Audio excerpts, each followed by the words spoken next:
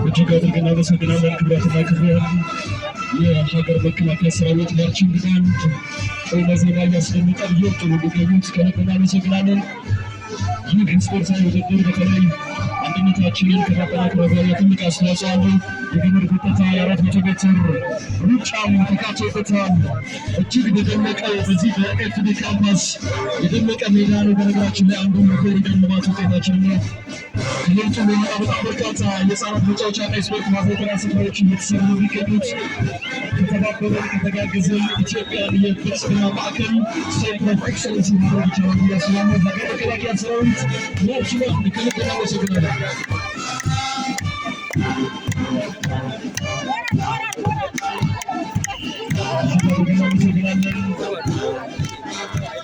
ሀገር መከላከያ ሰራዊት